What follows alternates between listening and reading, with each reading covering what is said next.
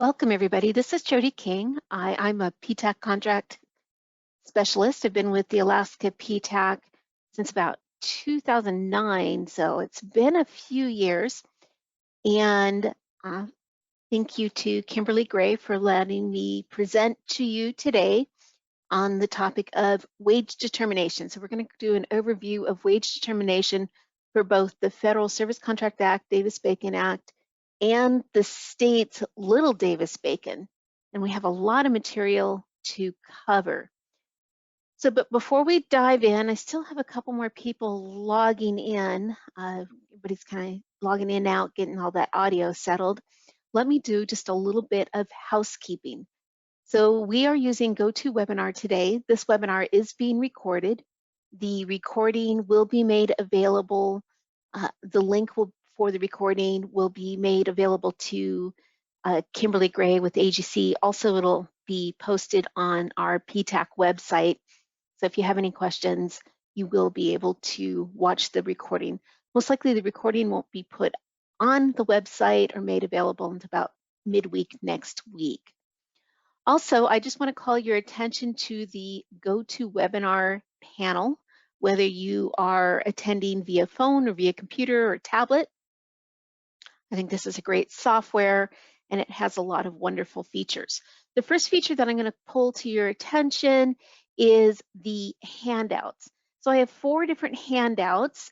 One is a copy of the slides that we're going to use today, and I have the compliance principles for both the Davis-Bacon Act and the Service Contract Act. Large documents, but I think they're really incredibly helpful. And I also have the T36 frequently asked questions for the state of Alaska, Little Davis-Bacon as well. I also have a few other documents that we're going to address, and I want to show you where you can download those documents. I do have links to them throughout the presentation. If you are unable to download any of the documents, just shoot me an email. I do have my email address on the last slide, or you can reply to your invitation notice, and I'll be happy to send those email I'll be happy to send you the attachments that has been uploaded for this webinar.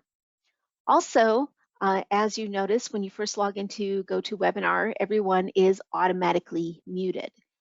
However, I really want this to be a good conversation on wage determination. There are so many ins and outs and components and what ifs and different circumstances that can really impact proper compliance and application of these acts. And so if you have any questions, you can ask one of 2 ways. You can go ahead and type in the question in the question box, and I keep the attendee list open so I can see if anybody has any questions. Or if you just are not in the mood to type, or again, if you're on a phone or tablet and it's just more challenging, just click on the raise hand feature and I'll be more than happy to unmute you and you can ask that question. So again, please get those questions in here, and I have committed the time from noon to 1:30, and I realized this morning that it looks like on the GoToWebinar panel that the time is noon to 1. And so we do have a lot of information. So I do plan to run over a little bit. I don't think I might need till 1:30, but I'm definitely going to run a little bit past 1 o'clock. So if you need to drop off because of the confusion, and again, that's on my part for the time, feel free.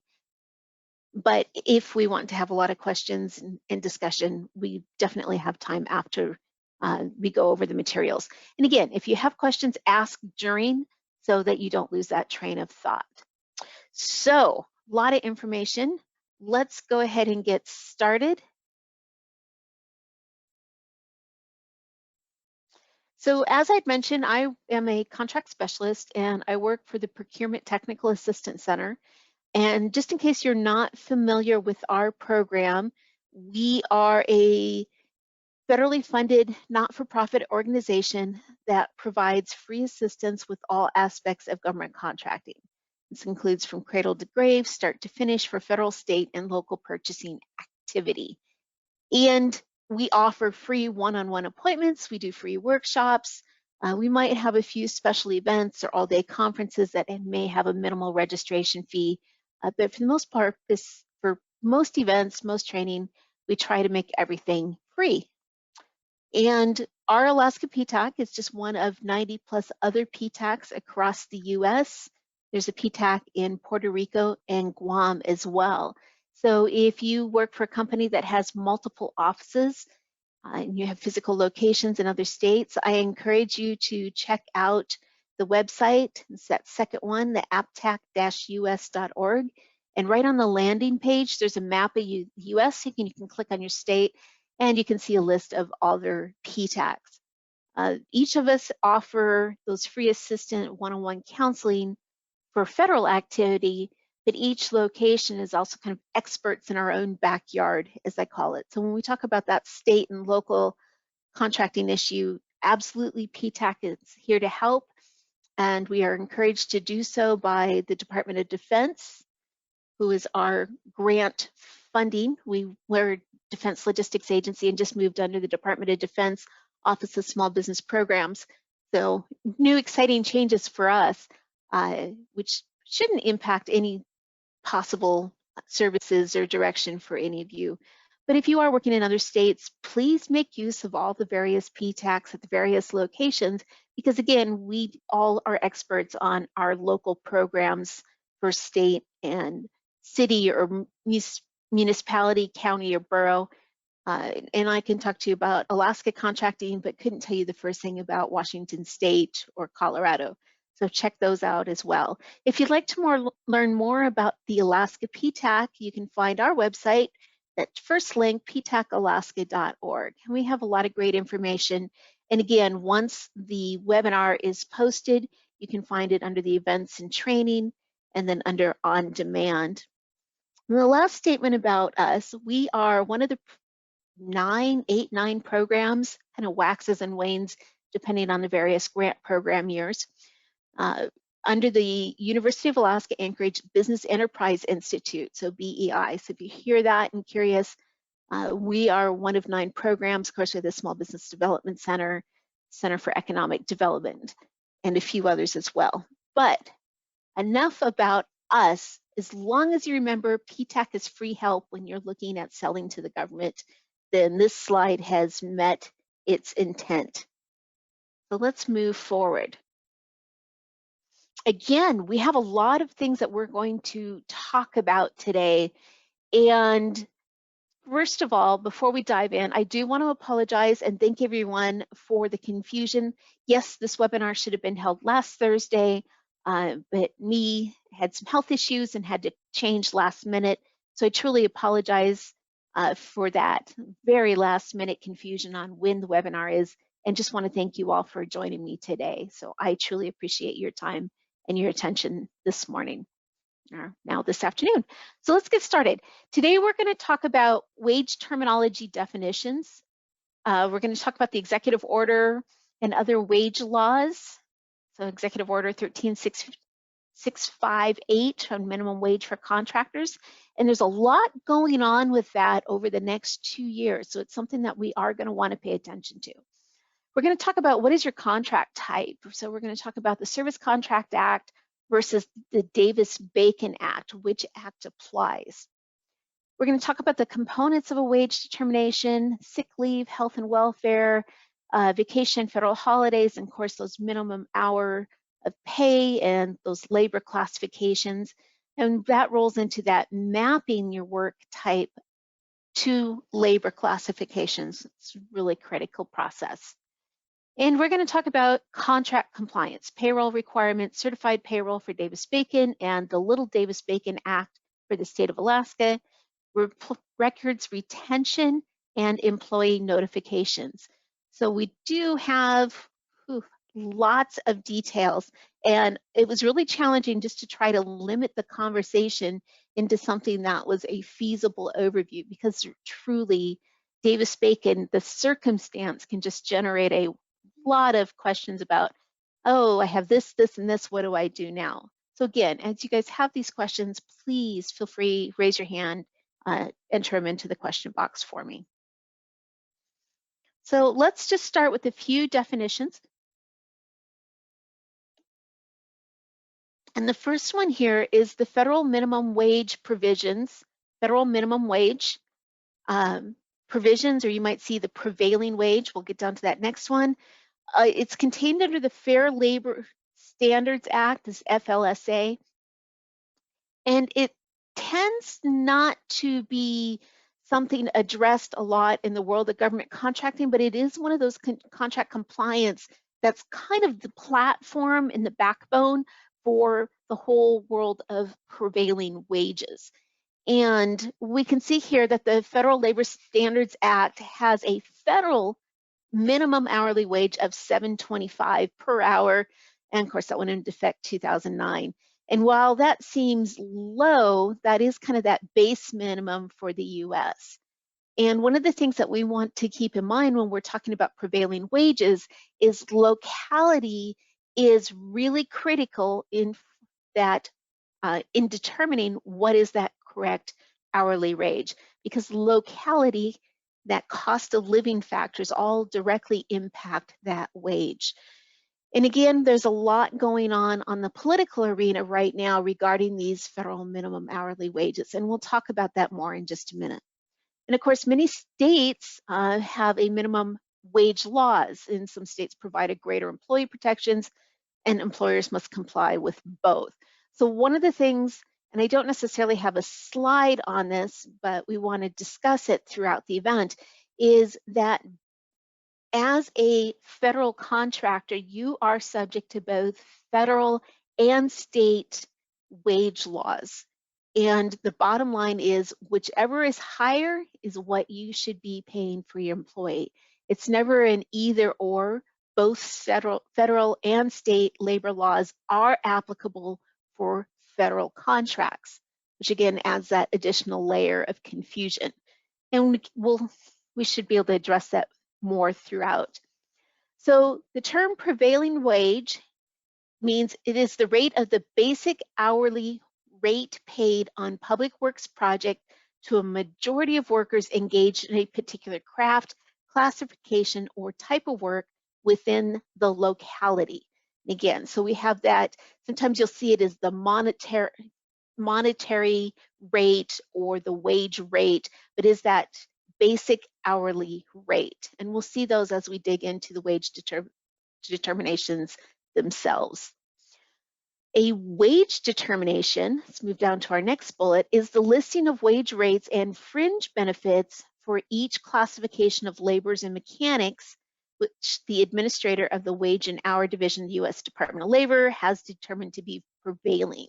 So wage determination, I pulled this, obviously you can see this is language from the Davis-Bacon Act, but that same concept where we have classification of labor and mechanics still does apply to the Service Contract Act as well. And it's what's really interesting between the Davis-Bacon and Service Contract Act is we are going to see an overlap of those type of labor classifications. So depending on whether it's construction or a service job, a mechanic may see hourly rates under both. And again, we'll talk about that more later. So prevailing wage that we look at in a wage determination. The collective bargaining agreement, CBA, is a written legal contract between an employer and a union representing the employees. Now, other than introducing you to CBA and showing you where you can find the collective bargaining agreements on SAM, I am not really going to address CBAs at all during this presentation. It in itself should really be its own standalone webinar. If you have questions regarding CBAs, especially a CBA against some other Davis-Bacon or service contract, by all means let me know, because it can be really confusing. But anytime that we are going to have a contract for services or construction, and even though construction really is a service, it's a unique classification, and we're over those minimum dollar thresholds, we are going to have wage determinations. And it's going to be one of three, either the Davis-Bacon Act, the Service Contract Act, or under either of those, you can have a collective bargaining agreement instead of. So collective bargaining agreements aren't necessarily unique to construction. They're also seen in service contract acts. The one I'm the most familiar with is the base-wide janitorial contract for JBER, I believe, has had performed under a collective bargaining agreement for last several contract cycles.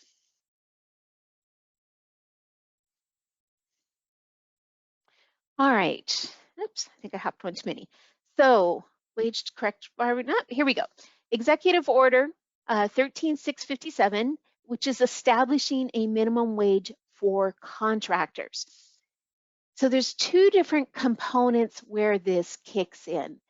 The first place that we're going to actually see this 13658, this executive order, is when we're looking at a wage determination itself. It's the first paragraph on wage determinations before it gets into the individual classification. And any employees that are working on a covered contract, either as direct or as in connection with, are subject to that minimum wage determination associated with that wage determination. Boy, that was a mouthful. And we'll see again, it's much easier when I can show you the actual contracts. And oftentimes this might kick into the employees that are in connection with. And I didn't necessarily have a slide defining those two terms, but we'll talk about that later under the sick leave. So there are, as I mentioned several times, a lot of activity going on with this federal minimum wage in regards to federal contracts. So currently that wage rate, we saw earlier, just the standard wage that applies to the Fair Labor Standard Act was $7.25. But when we start talking about contract compliance, that minimum rate is $10.95 for calendar 2021. This rate is looked at twice a year and may be revised. What we want to talk about is this here, the second bullet. Beginning January 1st, 2022, so not much further away, we have a new executive order, the 13658, well, a new version, is increasing that minimum wage rate to $11.25 an hour. And here you can see under the Federal Register, the language where it's at in the whole legislative process, the FAR Council, all of that. So that federal registration link is right there. This executive minimum wage rate generally must be paid to workers performing work on or in connection with covered contracts. And that terminology is really critical. And it's that in connection with that can sometimes trip us up. The second bullet here says, additionally, beginning January 1st, tipped employees, okay, so if you might have a cafeteria contract providing cafeteria services, this may come in impact your program. I'm not going to read that, but what I want to do is instead call attention to this covered contracts that are entered into on or after January 30th, 22. So we're going to have a change on the 1st, and we have a potentially pending change as of January 30th. So contracts that are going to be renewed or extended on or after January 30th will generally be subject to a higher $15 an hour minimum wage rate established by Executive Order 14026. And this came into place as of April 27th, 2021. So this is increasing the minimum wage for federal contractors. I read some really interesting articles and have heard different discussions on once this federal minimum wage rate, this 15 an hour, is applied to contracts, how that might impact wage determinations. Because currently we're going to see labor classifications that are under that $15 an hour, especially depending on different localities. And the anticipated guess is that once this executive order 14026 goes into a full effect, that what we're going to see is that the lowest wage order the lowest wage category on either Davis-Bacon or Service Contract Act will start at $15 an hour. So we still have time before that kicks in, and there's still a lot of activity. And again, you can kind of follow the progress through these Federal Register articles and documents or just look up, again, Executive Order 14026. And I do have a link here to the Department of Labor site on government contracts for minimum wage. Okay, in addition to the Fair Labor Standard Act, FLSA, the Wage and Hour Division enforces other labor laws related to wage payment.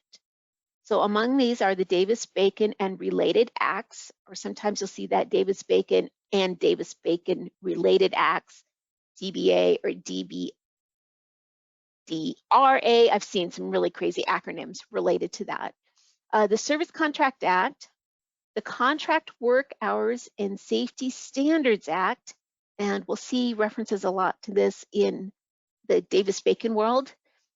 And also we have the Walsh-Healy Public Contracts Act. Now, I'm not going to talk at all about these bottom two. We're really going to be focusing on the Davis-Bacon and Service Contract Act. And here again, the website link. And when you do have your handouts, each one of these in blue are hyperlinked to the Department of Labor website that talks specifically about that act. So, Davis-Bacon and related acts. Here I have DBRA, but from here, everything forward, I will be using the acronym DBA for the Davis-Bacon Act throughout the slides. So I'm just going to read the highlighted, and then we're going to move on, because again, I'm going to run out of time rapidly.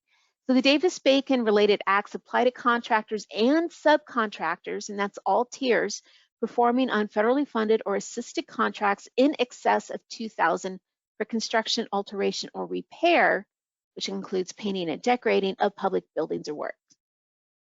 It says the DBA contractors and subcontractors must pay their laborers and mechanics employed under the contract no less than the locally prevailing wages and fringe benefits for corresponding work on similar projects in the area. The Davis-Bacon prevailing wage provisions apply to related acts under which federal agencies assist construction projects through grants, loans, loan guarantees, and insurance. So I'm not going to be talking about related acts at all.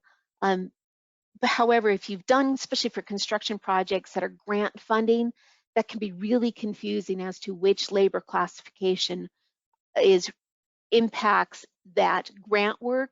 And really that kind of follows who owns the money, the flow of money. The federal funds are issued by a federal agency, or if those funds are transferred to a state or nonprofit organization, and in essence, upon transfer, then those entities own that fund and they can determine their own wage determination that's applicable. So there's a lot of variation. But unfortunately, that is all I'm going to talk to about Davis-Bacon for related acts. So for prime contractors in excess of 100,000, contractors and subcontractors must also, under the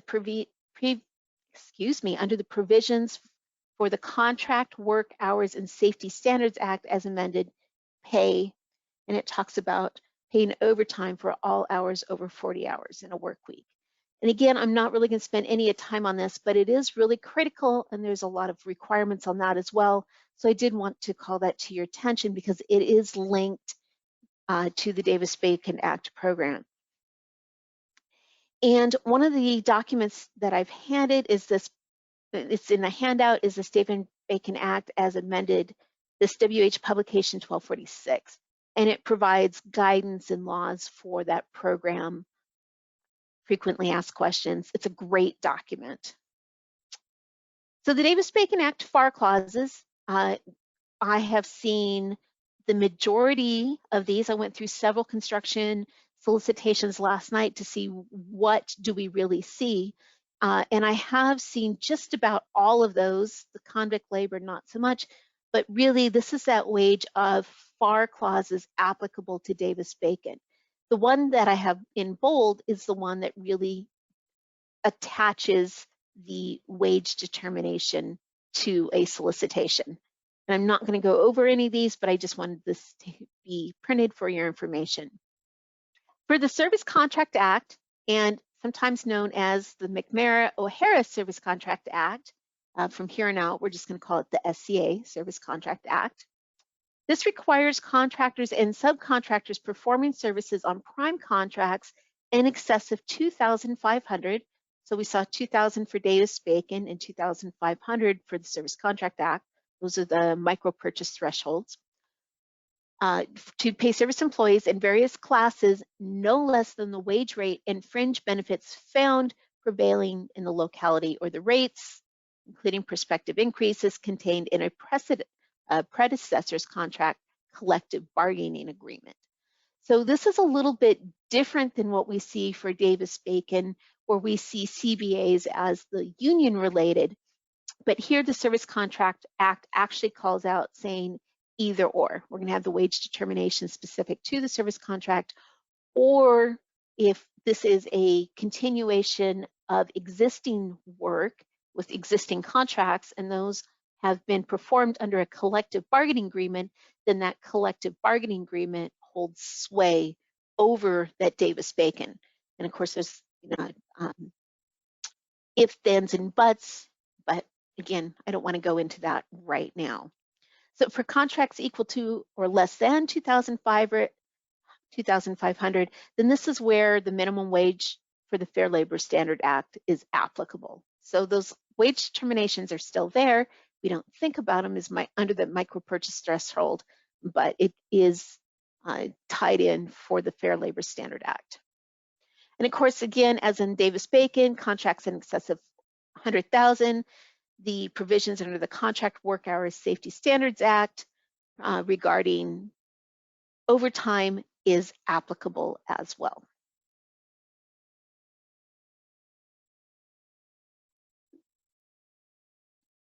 So these are the clauses related to the Service Contract Act. And again, it's this one in bold that we see that implements the wage determination as part of the contract documents. All right, searching for wage determinations. This has been a fun one because this has been moved throughout the years. And I have links and basic directions for searching for the wage determination. And in essence, if you go to the sam.gov, click on search, and here under where it has the domain, we want to select wage determination.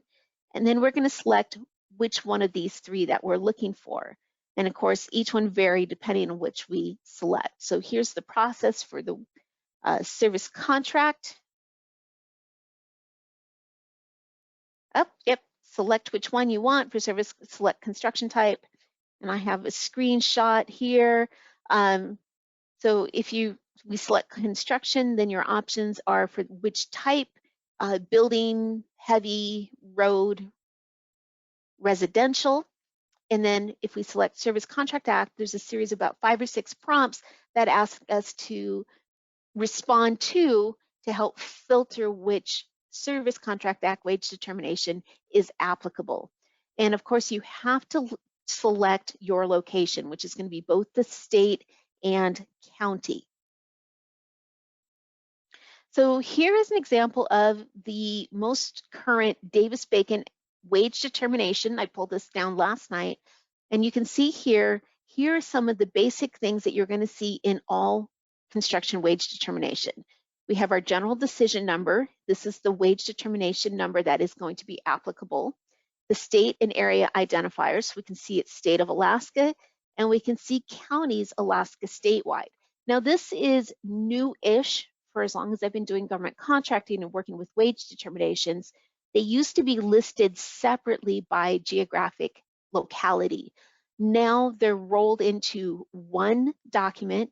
Again, you can see this one's both building and heavy construction. You can get heavy construction as a separate road, and of course, that residential. Within the Davis-Bacon, we might see some classifications have varying rates, same labor classification, but then have locality differentials, and they are broken down into by those categories. So as you're looking at the category, make sure that you pay attention to all of it under that you're capturing everything. So we have our modification number and publication date, so we can see how frequently these are changed, and wage determinations are updated frequently throughout a year. And updates don't necessarily mean absolutely every labor category is impacted, but they may just impact one classification group. So we have our subgroup descriptions. So here we can see this one, this electrical, and this is a union reference here. And then we have our line construction as that classification category. And then we have the different, and this is just a few under that group. Obviously you don't see the entirety of it, just for room on the screen. So we have the occupation group code, labor classifications, subgroup descriptions. We're gonna have that minimum hourly labor rate here, and fringes. And of course we have some unique information here that's kind of limited to some labor classifications, but not all, so pay attention to this. So we have different rates of pay based on physical locality, and we have additional pay factors listed by footnote specific to group classification. So some groups might have hazard pay where there are differential. One example that I saw last night is when we're talking for divers, there's also a pay increase based on depth. And again, pay attention to those type of factors within that wage determination. And of course, we have Executive Order 13706 establishing paid sick leave for federal contractors. And we're going to see that this executive order applies to both Davis-Bacon and Service Contract Act. Questions, anyone? I have a lot to cover, so I'm kind of trying to blaze through all of these screens. For the Service Contract Act, so we can see immediately a little bit of difference. They're kind of distinct in how they look. So under the Service Contract Act, again, we have the wage division number right here. It's revision number, date of last revisions.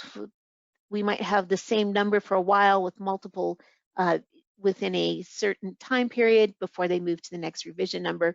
So that history is there. And this history for both the Service Contract Act and this information, which is the current modification number of this, is really very critical because you don't know where those wage changes have been implemented.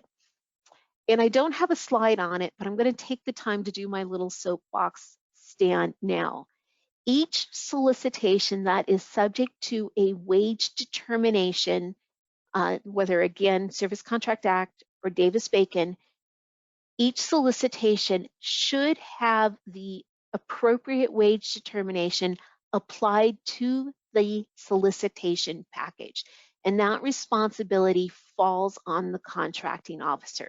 So if we see anything that has the clauses for the Service Contract Act or the construction wage rate in the solicitation, there absolutely should be a wage determination attached to the solicitation. This is not your responsibility as a contractor to determine which one is applicable to that solicitation. That is the responsibility of the contracting officer. And so if you are missing that document, I encourage you to reach out to the contracting officer and say, please provide the appropriate wage determination. So as we saw that we have these different revision dates and times, numbers and dates, I should say that correctly, when a solicitation is issued, there might have been issued, say after June 25th, but before the award, if it's awarded on 7/30 or after that date, then there's a new modification for that wage determination that should be attached to the contract. So if the contracting officer isn't telling us which one to use, we are already entering into this entire bidding process with everyone on a different footing. So if we're talking about that fair and equal information being provided to everyone, those wage determinations are really critical because those are going to set those minimum hourly labor rates. So if you're in a highly competitive field such as janitorial, you want to make sure everybody's at least starting on that same wage classification and hasn't looked at an older one, therefore incorrectly lowering their rates compared to you when you're basing everything on those wage determinations. And again, you run into that risk that depending on the length, the duration of that solicitation time period, it's very feasible that just prior to contract execution, a new wage determination then becomes implemented with the contract. And of course, if that's the case, you're allowed to look at, were there any changes to the labor categories that you bid that may impact your overall bid?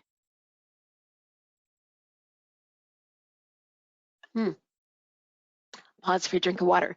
So this is really critical, and again, it's kind of one of my little Jody soapbox spiels, is yes, any one of us can pull the newest wage determination.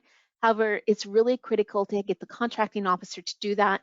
They actually have a process where they can apply to Department of Labor directly, that wage and hour division, especially if there's any unique labor classifications or uncertainty of which should apply.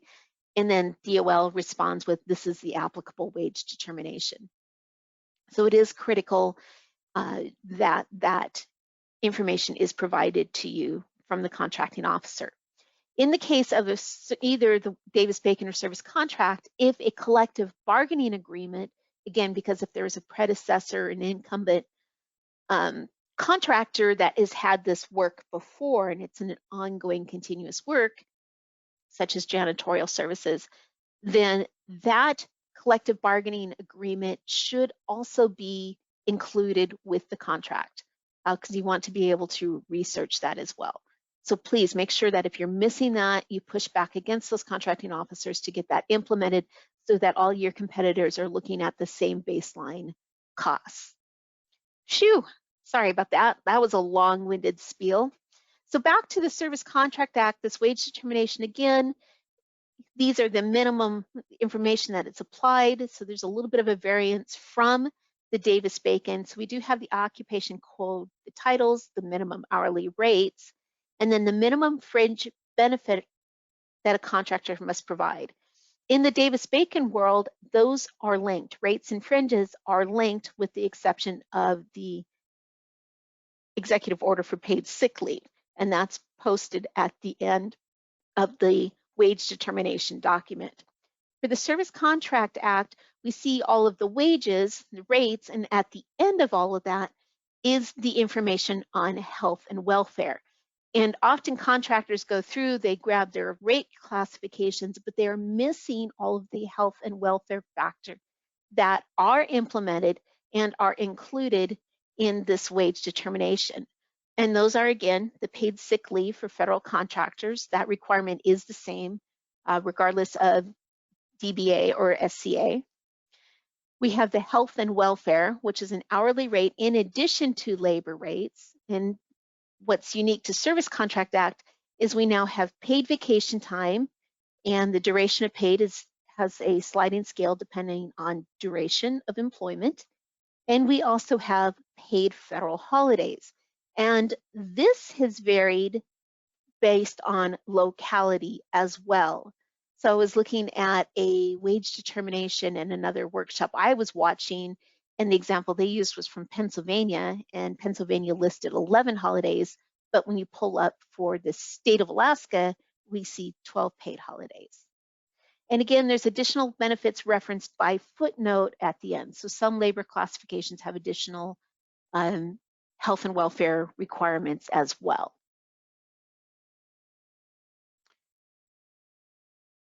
Moving on, you guys are a quiet audience again. If you have questions, let me know. Collective bargaining agreements. So this is again a screenshot from the SAM website where you can actually select the collective bargaining agreement here. You see the filters, and this is just kind of a list. I just wanted to add these comments, and this is probably the last I'm going to say on CBAs. So collective bargaining agreements are negotiated by the predecessor contract. And I've actually pulled this right out of Department of Labor website on CBAs. So they apply if the services under contract are substantially the same as the current incumbent services.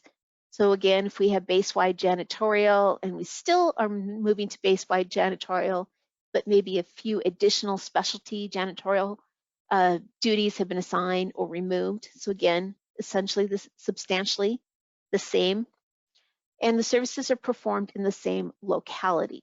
So again, CBAs, like wage determinations, have locality factors in determining those price baselines. This doesn't apply if the Department of Labor finds that the collective bargaining agreement's rates substantially vary from the rates prevailing in the locality, or the CBA resulted from negotiations that were not at arm's length. So there is a process if there's a concern that strong-armed or not negotiated fairly with employees, that collective bargaining agreement could possibly be replaced.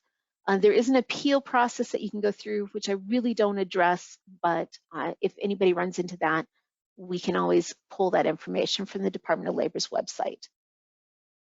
One thing with these, for both the Service Contract Act and under a CBA, an employee's date of hire, excuse me, follows the employee from one employer to the other if it is on that same scope of work. And there's other factors, we can talk about it more when we talk about fringe benefits, but I just want to remind you that if you are, we used to have the executive order for that right of first refusal, and that was deactivated. I have a document that I didn't apply and I'm not really going to address, where that requirement to absolutely offer incumbent employees that first hire access, whereas that executive order has been deactivated, there are factors from that that are still implied. So if you are picking up those incumbent employees, their date of hire, their duration of time on that job actually does impact for those health and welfare when we talk about vacation time under Service Contract Act or for the collective bargaining agreement. State of Alaska Department of Labor, the Little Davis-Bacon Act. So theirs is pretty simplistic. There is no service component. It's just straight construction. And we have the laborers and mechanics minimum rates of pay, and it's always pamphlet number 600. We can see the issue date, the effective date. So this one went into effect September 1st of this year, issue 43. And same thing as here's the state of statute, Title 36, that establishes minimum wage and associated requirements. They mirror intent of the Federal Department of Labor, but do have some variances that you do need to pay attention to, so that if you're working on these state projects and you're dealing with Little Davis-Bacon, for the state version, and the acronym is LDBA, Little Davis-Bacon Act, there are some differences and you do want to pay attention. The State Department of Labor does hold training on their the Little Davis-Bacon Act and requirements. I have attached a couple of documents. The Title 36 FAQ sheet has been attached, which is really incredibly helpful and gives you a lot of the ins and outs to help highlight those differences between federal and state. So I'm not going to spend a lot of time talking about the state just because, again, I'm rapidly running out of time, but I did mention that this was going to be applicable, and so I wanted to bring this to your attention. So I do have a link for both this pamphlet and to the form, the T36 FAQ, frequently asked questions. And it's a fantastic document. So just a screenshot again of the labor classifications under this pamphlet 600. So they are similar in structure to the Davis-Bacon Act wage determination, where we do have our classifications and they're broken down by groups. And we have our basic hourly rate, and then we have our various health and welfare. And as you can see, they vary again, depending on that classification. All right, let's move forward.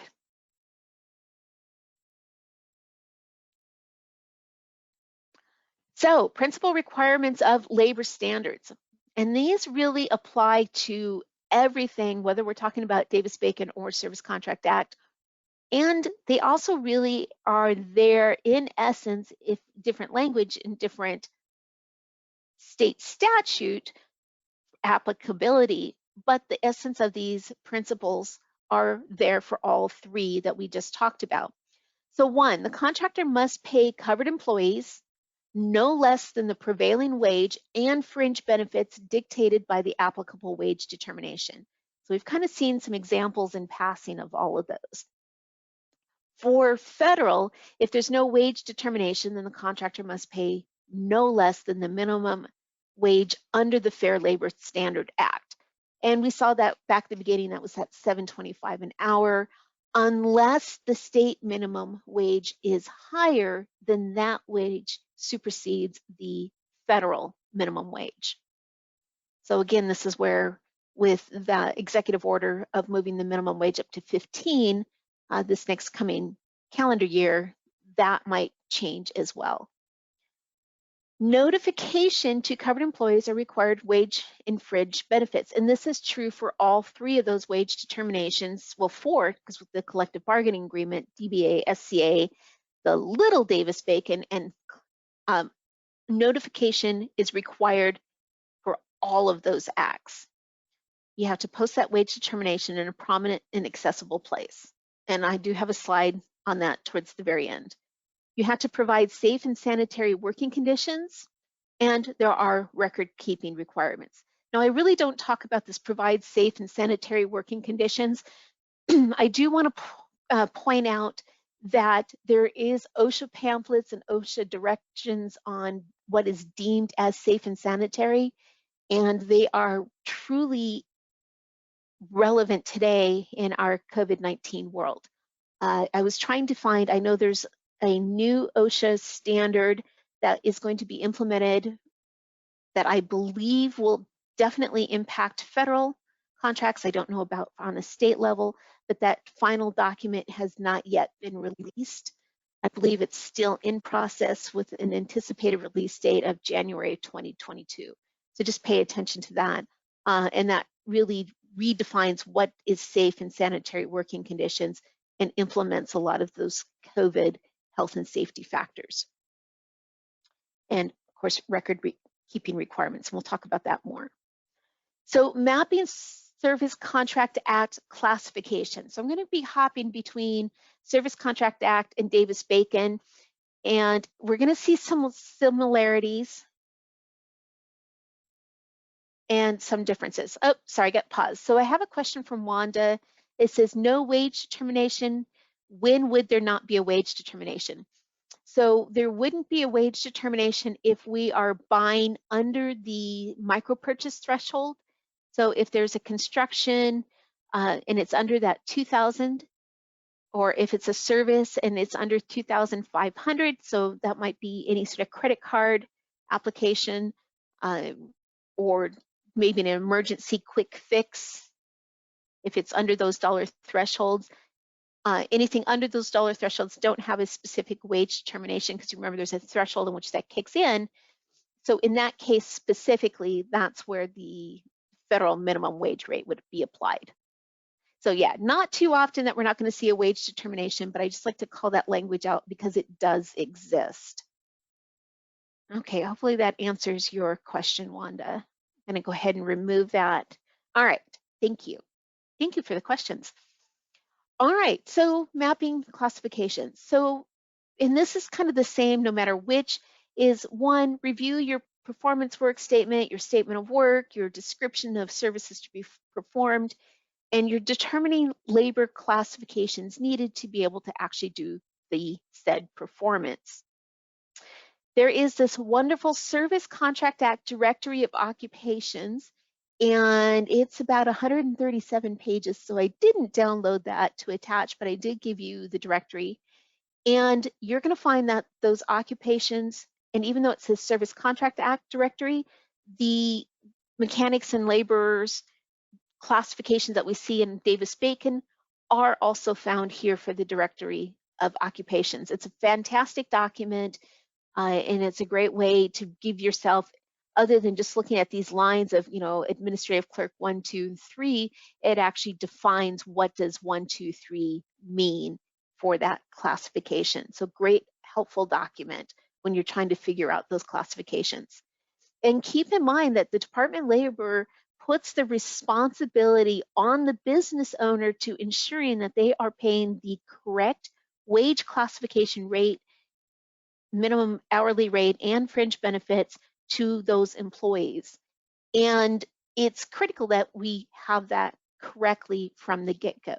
If ever you are not certain, again, whether Davis-Bacon or Service Contract Act, you can reach out to the contracting officer in writing, ask them the question of, for this area of performance, I am uncertain which is the correct classification, either this or this. The contracting officer can then submit that to Department of Labor for verification and final documentation of, yep, use this. And there's a process if we have something that isn't either category 1 or category 2, but we have something unique altogether. We'll see that in a moment. So employee exemptions, and this is similar to Davis-Bacon Act, but it is critical. So we say everybody performing work is subject to this wage determination, and like all federal law, of course, there's always exemptions. So these are if we have a bona fide executive, administrative, and professional employees. And we actually have definitions of each one of these in that DBA and SCA compliance principles document, where it really says this is what it means. And there's actually a dollar salary minimum per week that these bona fide salaried positions must make to be, they're pretty low dollar amount, but there is a baseline that helps define, are they truly executive? So executive in essence is meant to be a business management. They're looking for the overall company progress, performance, not project specific. Administrative, again, is that support, office support, accounting, payroll, that is company-wide. And yes, they may be working on, let's just say a payroll clerk may be working on doing payroll for a covered contract, thus they are in connection with that contract, but they are not a direct employee that is laboring specifically to complete whatever that scope or performance weight work statement. So again, other than the requirement to meet that minimum wage for federal contract, that $7.25 an hour, they are exempt from the individual line descriptions of the wage determination.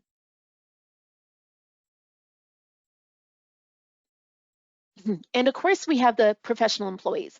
And there is a great definition of the professional employee. They tend to be ones where there's a degreed requirement or a certification to be able to hold that position, such as the architect, engineering, excuse me, licensed CPA, a researcher, environmental engineer, et cetera. So they do have those professional position employees. And so those are not subject to wage determinations. Project managers and supervisor, where the supervisory role responsible for staff performance, oversight, et cetera, not performing the labor as mapped to classifications. So we can have some exemption. Davis-Bacon is very specific about saying, okay, if you guys have site supervisors, and we'll talk about that in the next slide, then they may or may not be exempt. Apprentice, student learners, and other workers with disability, I actually left something out there, can have and workers with a learning capacity impairment. Wow, sorry about the typos on that. I'll have to correct that. And workers with learning capacity impairments, whether due to age, physical, mental deficiency, or injury, may not necessarily be subject to the wage determination at that full rate, but may be on a sliding scale dependent upon. And if that is the case, and we'll kind of see the terminology better defined under the Davis-Bacon Act, it really does define how these titles, these apprentice, student learner, or workers with learning capacity impairments are defined and what you can and cannot do to pay them a lesser amount. And you can find more information on that Service Contract Prevailing Wage Resource Book, and that is one of those compliance principles. So there's two different things. There's that resource book, and then there's the compliance principles, and they're very nicely outlined and addressed if you do have these exemptions. So they are in essence subject to the wage determination hourly rate, but they might be at a lesser percentage rate. Most of these, of course, are based on employees that are working full-time, that 40-hour a week. So if you do have part-time employees are subject to wage determinations, but then there's also a prorated, their base hours are the same, but then there's a proration of benefits for the health and welfare.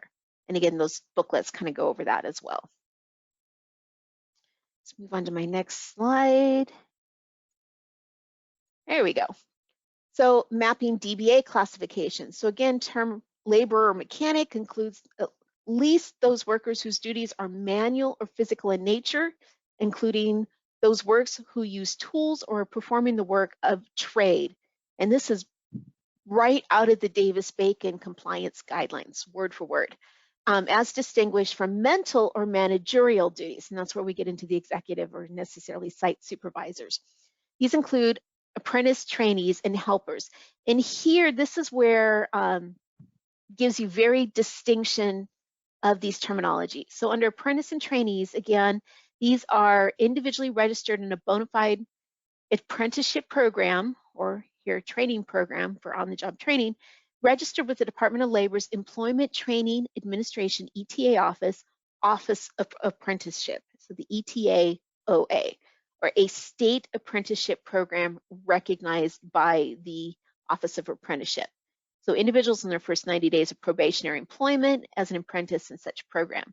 So trainees as well, they have to be individually registered in an approved program to be subject to the wage determination at a lesser hourly rate. Helpers, and this is a distinct classification, a helper will be issued, and again, typo, sorry about that, issued in the DBA wage determination only where all conditions are met. Duties are clearly defined and distinct from any other.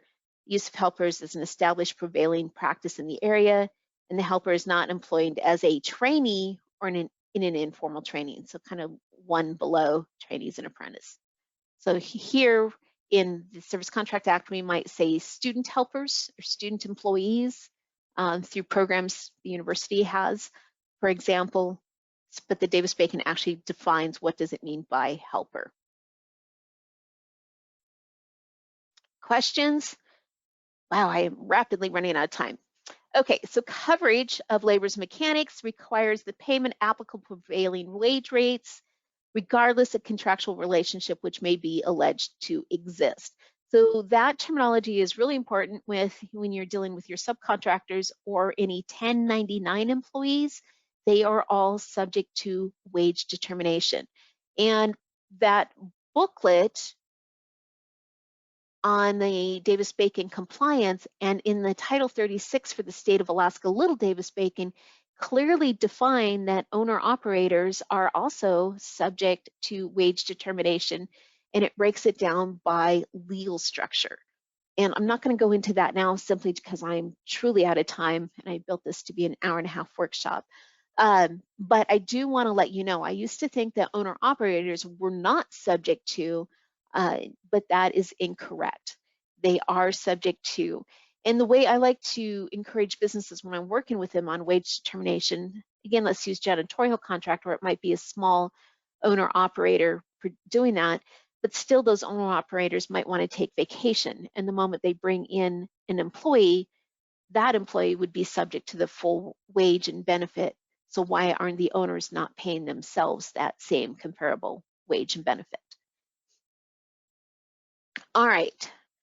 Here, this one is really critical. Working foremen who devote more than 20% of their time during a work week to mechanic or labor duties and show, good heavens, this is what I get for typing late at night, do not meet the exemption criteria our laborers, mechanics for the time so spent. The working foreman is due the applicable rate listed in the contract wage determination for the hours spent as labor or mechanic.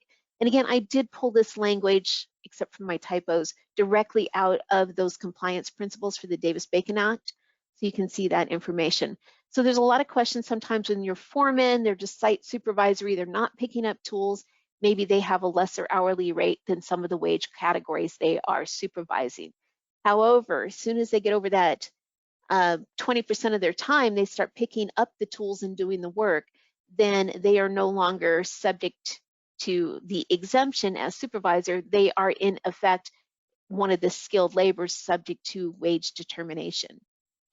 So pay attention to that and really clearly train us, because this is one issue businesses tend to get in trouble with under Davis-Bacon, is where their supervisors are also doing the hands-on work as well as supervising. They have those dual hats.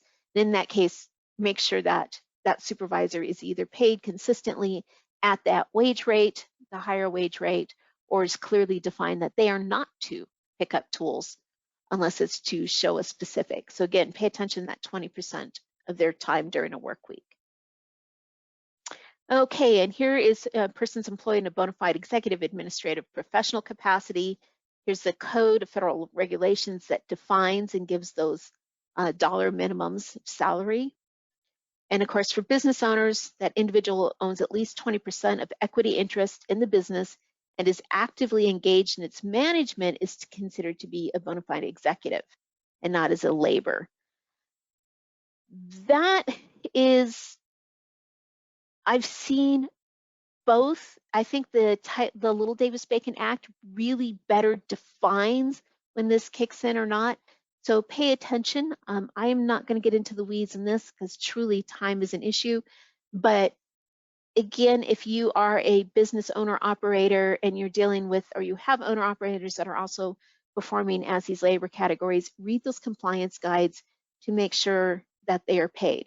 When we start getting into a LLC that is filing taxes as an S Corp or an actual S Corp corporation, then those owners, even though they have ownership share for the purposes of wage determination, if they are hands-on on the job, then they are subject to wage determinations, and as such, especially under the Davis-Bacon Act, should be listed on the certified payroll, and they should show that they are paid those minimum hourly rates. Really critical stuff, especially for the state of Alaska. And again, they really better define it in that Title 36 FAQ sheet. More conformance, service contract conformance process. So this conformance process is, this is if you aren't sure which labor category is applicable, this is how you can go about getting that affirmal Department of Labor classification of, yes, use this. There's a form 1444 that you get to the contracting officer. You have to complete it with this information. The contracting officer submits the form to DOL with the recommendations, and of course DOL has to respond with 30 days with a decision. For the Davis-Bacon Act, if there's not a wage determination for a project to be performed at the location, it's a different locality that's not clearly spelled out within a wage determination, or if there is a labor classification missing, that standard form 308 is, again, through the federal agency that is funding or in charge of that project, issuing the contract.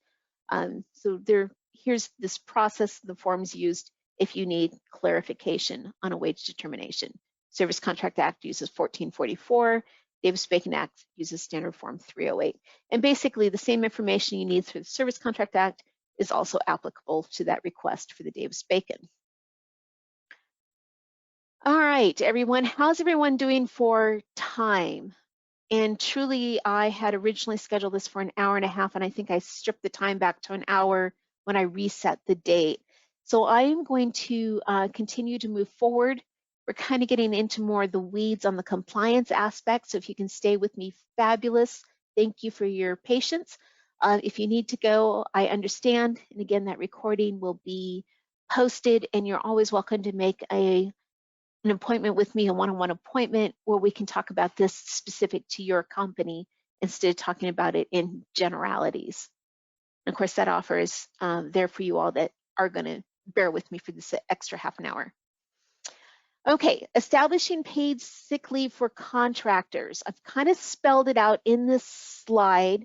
I am not going to spend a tremendous amount of time on that, but in essence, it impacts both. Here's the FAR clause. It does impact Davis-Bacon Service Contract Act, and of course that Fair Labor Standard Act. Most cases, that's not necessarily going to be implied for direct. This Fair Labor Standards Act, again, is impacted for those employees that are in connection with a contract. So an employee works on a contract, that direct labor, if he or she is directly performing specific services called for by the contract. So again, whether Davis-Bacon or Wage Service Contract Act, this is all the same. Examples include, et cetera, et cetera. If an employee works in connection with a contract, if he or she performs work activities that are necessary to the performance of covered contract. So we might only be talking about that federal minimum wage, and it varies per wage determination. So like the ones that I looked at for the state, the minimum hourly rate for federal contract was $10.25 an hour. And again, that's one that, you know, as we saw earlier, is subject to be increased, potentially up to the 15 an hour. But what we're talking about is the establishing paid sick leave. So the goal of the paid sick leave is that employees accrue 1 hour of paid sick leave for every 30 hours worked on or in connection with a covered contract for a maximum of up to 56 hours per calendar year. And I'm going to use that term calendar year because it is more applicable based on the employee's date of hire than necessarily the date they begin performing on a contract. And so that's where keeping really good employee retention records is going to save you both a headache from this timekeeping perspective, but also if you are audited by the Department of Labor, having those records are very critical. So again, 1 hour for every 30 hours worked in connection with. If you have a part-time person and they only work, and of course this 1 hour paid leave for every 30 hours is an assumption of a full-time employee. So they're working a minimum of 40 hours per week. So if you do have a part-time employee, they still can accrue the same 1 hour paid sick leave. There is that half-time consideration. So I am not going to go in. I have an entire presentation that I do just on sick leave. I haven't done it in a while, but maybe I'll revitalize and we can have a better discussion. So contractors must inform employees in writing how much paid sick leave they have available each pay period. And that comes down to your pay stubs for those employees should show that. And we're going to talk about that in that record retention in just a second. Instead of tracking time on covered contracts week by week, a contractor can front load. You have that discretion if it's easier for you to give that accrual year, those 56 hours paid leave in a lump sum.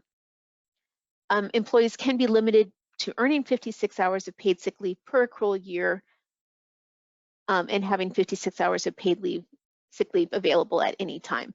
It's up to you if you want to offer more than. So if you have employees that aren't using their paid sick leave, do you want to allow it to cap at more than 56 hours up to maybe a set amount before it's a use or lose type of thing and disappears off the books? Any of that is really optional to you as long as you are guaranteeing that accrual up to those 56 hours. That's your minimum that you have, they can accrue based on that 1 hour paid sick leave for every 30 hours worked. So unused sick leave can be carried over to the next accrual year. Carryover does not count towards the new year's accrual limit. When it comes to Service Contract Act, where you have that continuity of employees and the work performance might be multiple year, it's a lot easier to treat that in essence like that normal employee, whether it's a whether it's a governmental contract or commercial activity. In Davis-Bacon, it can be a little bit confusing because these accrual sick leave is payable to the employee. So if you have seasonal employees, it might behoove you to clear your book by paying them unused sick leave at that end of that retention cycle. So if they're not someone that you're bringing on for activity throughout a calendar year, but definitely maybe a summer hire, seasonal hire, you know, such as paving, roads, highway, then you still have that obligation to either keep that on the books for when they come back for the next round of contract, or to pay them out what they've accrued, clear that record for that employee that they've earned, and then if they come back for another contract, another work, and there's that time delay, then they start fresh on the accrual. So there's some options on that, and it can be a little bit confusing. And that really becomes down to a best practice of what's going to work for you for your accounting processes for payroll. All right, let's get my slides. So application rates, the Service Contract Act, we're going to talk about everything now other than just the sick leave. So we have here the minimum hourly wage, health and welfare, that fringe benefit, sick leave, paid vacation, paid holidays. So payroll requirements, the monetary wage required and the fringe benefit are two separate requirements in the Service Contract Act. You have to have separate line items in your pay stub showing that you have met those Service Contract Act wage requirements. You do have to separate that. And in addition, you need to separate out the sick leave, the vacation earned, and of course, paid holiday. So these 5 categories should be broken out in your pay stub so it's easily trackable. I don't know, I am not a payroll expert, and I know there's various software that you can break all of that out, or if you just have a statement that you can provide that's accessible to your employees, where you provide with each paycheck saying, okay, here's what you've accrued, here's what you've paid out. Timely payments. The Service Contract Act says you have to pay no less frequently than semi-monthly. You can pay weekly, but you have to at least pay every other week. So you can't do, for performance on a federal contract that's subject to the Service Contract Act, you can't pay them once a month. So at a minimum, it's semi-monthly. The contractor must keep appropriate records separately showing amounts paid. We talked about that. And here's the 29 Code of Federal Regulations that furnishing fringe benefits or equivalent. And that the whole discussion of, do I pay that health and welfare dollar amount in benefits versus a cash payment is again another topic for another time. Their guidance in those Service Contract Act compliance principles and under the CFR, where it talks about bona fide benefit programs, is really well written and can be very, very helpful. But again, not something I'm going to dig into the weeds of at this point in time. For Davis-Bacon Act, payroll requirements, very similar. Monetary wage requirement and fringe benefit are 2 separate requirements, just like in service contract. Unlike service contract, hourly fringe benefit rates are listed next to the monetary hourly rate in each wage determination classification. So whereas the health and welfare dollar amount of that, let's say $4.22 an hour, is the same regardless of the classification, in Davis-Bacon, health and welfare is classified at an hourly rate, and most often is paid out as a cash benefit as opposed to bona fide health and welfare benefits such as insurance, etc.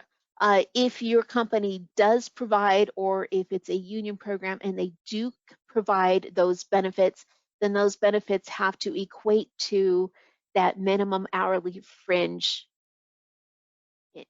That is as far into the weeds as I'm going to get. And I can imagine this is where there's so very, very many questions. If you're working under a collective bargaining agreement, union employees, I can guarantee that the unions are very aware of the Federal Department of Labor requirements and can easily provide you that dollar per hour breakdown of any benefits to show that those union rates, especially under that collective bargaining agreement, do meet the requirement for that dollar rate fringe health and welfare.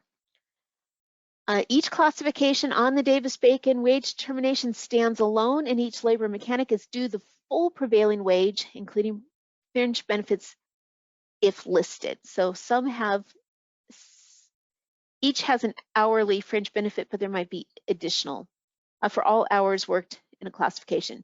Overtime is paid for any hours worked more than 8 hours per day or 40 hours per week. OT is calculated at the base rate times 1.5. Now, there's some confusion. And right here, fringe benefits rate is paid for all hours worked, but is paid as a straight time calculation. So fringe, if we have that base rate of $1 and a fringe of $1.15, when we get into overtime, you're still paying for all hours worked. It's just this additional half-time, 1.5, only is applied to that base rate, not to the fringe rate. So be really careful that when you're calculating those hours that you are not overpaying on that fringe rate. Timely payments. Contractors and subcontractors are required to pay covered workers weekly and to submit weekly certified payroll records. All right, Little Davis-Bacon Act. I'm just going to leave this here. It's very similar in essence, pretty much almost word for word, except Little Davis-Bacon Act. And again, that Title 36 FAQ sheet is probably one of the best I've seen at really breaking out the different, I have a question on how do I pay? Really worth taking the time to go through that document. SCA reporting compliance. So labor reporting compliance. It's there for all wage determination for all 3 acts. It's the how you're reporting that varies. So under the Service Contract Act, you have annual labor hours worked and associated labor costs are reported through SAM.gov for the fiscal year just completed. Reporting must be completed by October 31st of each year. So it's an annual report, and it's done through the it's done through the SAM website. The FAR clause that requires this is here, 52204-14 Service Contract Reporting Requirements. And here is what the contract should report. Contract number, as applicable, order number if it's a task-based contract, total dollar amount invoice for services performed during the previous government fiscal year under the contract, and the number of contract direct labor hours expended on the service performed. It's a pretty straightforward, easy to fill out report. The hardest part is getting to it in your SAM profile. Currently, since the Service Contract Act reporting requirements moved to the SAM world, there was some hiccups. It used to be a standalone website, and then they moved it to the Beta SAM site. And then when they merged the SAM and Beta SAM, we've had a lot of contractors with issues accessing that report. They're often called the Federal Services Desk, but keep in mind there has to be that contract clause, and there is a trigger for the contracting officer that is defining the requirement and the need that then triggers that contract to data to pull from FPDS to sit in that contract reporting element within SAM. So if any of you have any issues with this or like assistance with this, please let me know. This is something that PTAC can help you with, especially if you know you have to do it and you are not finding that it's not self-populating in SAM. The DBA reporting compliance, well, this really comes out in that term of certified payroll.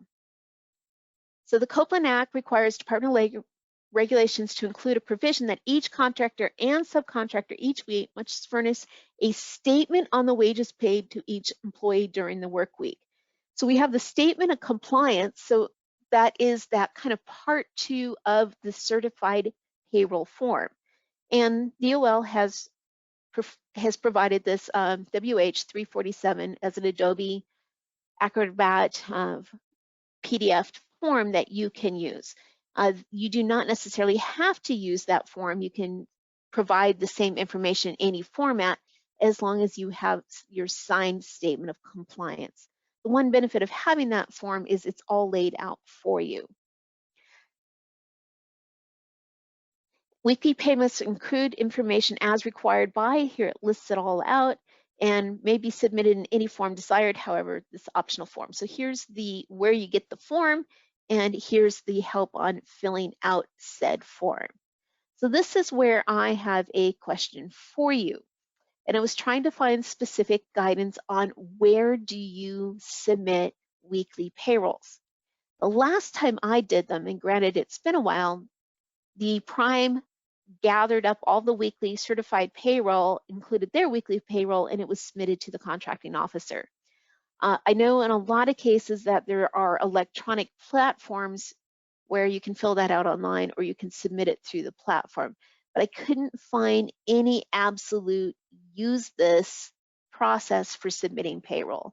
So if any of you have specific things that you practices, the best I can give you right now is it's going to vary by the contract and by the agency.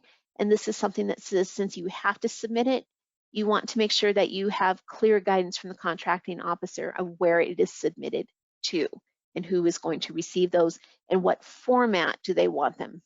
Do they want the hard copy, it's a big paper bundle, or is there an electronic process?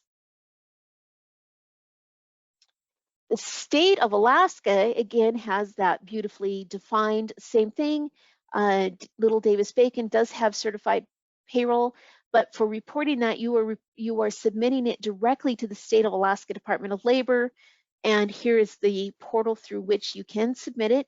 You can use that same WH 347 form, because again, it's a pretty great form, although if you have payroll software that is set up to provide certified payroll rates, obviously there's no mandate to use that form. But again, the directions on this, on that Title 36 FAQ is fantastic for compliance reporting for Little Davis-Bacon. But in essence, you are reporting the same information that you are required to provide with the Federal Davis-Bacon Act. Compliance requirements, so record retention, and this is the same for all of these, Service Contract Act, Davis-Bacon Act, Collective Bargaining Agreement, or even the state Little Davis-Bacon. You must keep records during performance and maintain them for 3 years after contract completion. You have to track each employee's name, address, social security number, their work classification, wage rates paid, fringe benefits provided, or payment in lieu of fringe benefits, so if it wasn't an hourly cash payout, total daily and weekly compensation. So in essence, that information provided on the work stub. Daily and weekly hours worked by each employee, any deductions, rebates, or refunds from the total daily or weekly compensation for each employee. This must allow Department of Labor, again, compliance and record retention. You must allow the Department of Labor Wage and Hour Division access to the records and employees for work site interviews. In the state of Alaska, Department of Labor, same thing. If they are doing any sort of labor audit, also have access to the site to question employees on their knowledge of their prevailing wage rate, and also have the same legal access to those records. Again, it mirrors the federal program requirements for federal and state. All right, failure to produce these records may cause the contracting officer to suspend payments under the contract. So if the Department of Labor, and again, the whole investigation and compliance and penalties if you are out of compliance is another incredibly long topic and is really detailed. And I'm going to reach out to the Department of Labor and see if we can't coordinate them providing that as a workshop for us, hopefully January of 2022. So we'll see if we can get more information on that, because that really allows us to get in and ask those questions that I'm not addressing here, especially for the record retention. I can tell you one thing that I've heard from Department of Labor directly from wage investigators. that if you don't have records, they assumed you were a bad employer and didn't do as said, and penalties can kick in. The Department of Labor can request that the contracting officer hold payment, and that the Department of Labor then can use those funds to make employees whole on wage and labor requirements. So it's not a pretty picture. Same thing, record retention, establishing paid sick leave, and basically the same information. Keep all of those records together. One other thing that is different is you have to maintain confidentiality of medical records or records related to domestic violence, sexual assault, or stalking. So if you have any of that where an employee has had to use their sick leave due to this, this is more documentation that you are required to keep, but you then have confidentiality requirements as well. Notice posting of notices. So this is the same again for all of the acts that we've talked about. Contractors and subcontracts must notify employees performing under the contract the minimum wage rate and fringe benefits or post the wage determination. So you can actually get posters, and they're downloadable content that you can print to whatever size. I've given you the websites here. So again, notification that has to be posted. You're letting them know what their hourly rate is for that work on that particular contract. And it is possible to have varying rates depending on which contract the work is being performed. So if you're on year 2 of a contract, it might be a lesser wage rate than a new contract that has the most current wage factors. And in the case of Davis-Bacon, if you have employees that might be working as a laborer under one contract but acts a carpenter under another, again, those wage determinations might be different. So you have to clearly notify the contract, your employee, those prevailing wage rates. These posters are great. Having them posted on the job site for construction, in the break room within the offices, for the main offices, have to do it. And that's one of the things that when the wage investigators come in, they look to see if there are posted notices. So keep that in mind. And applicability to subcontractors. So yes, if this is you as a prime, these wage determination, those clauses are in there. This is a roll down to all levels of subcontractors, and including those that are independent subcontractors working as a 1099 employee.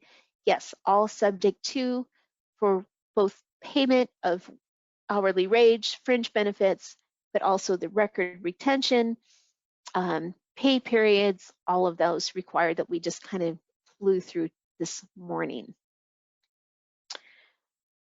Resources for help with all of this. Of course, PTAC, we're here to help, but I'd like to, kind of throw in a shout out to AGC because they also have some training under OSHA training, wage determination that they do as well. And if you guys would like to see more specific training, by all means, let AGC know, let me know, where we can bring in some experts and really have very specific topics, because this whole broad category under the wage determination, under Davis-Bacon Act or Service Contract Act, is really complex. The first wage determination training that I did that was held by the Department of Labor was 3 days long, and it was intensive. So trying to roll that up into an hour-and-a-half webinar I'm skimming over a lot of details. So again, questions, contacts, here's our contact information for the Alaska PTAC, and I've kind of added my direct line and email in here as well. And phew, questions. You guys were hanging in there to the bitter end. One of the things that I didn't address, I want to throw in there as a last shot, is it is possible for employees to work on under different labor classifications.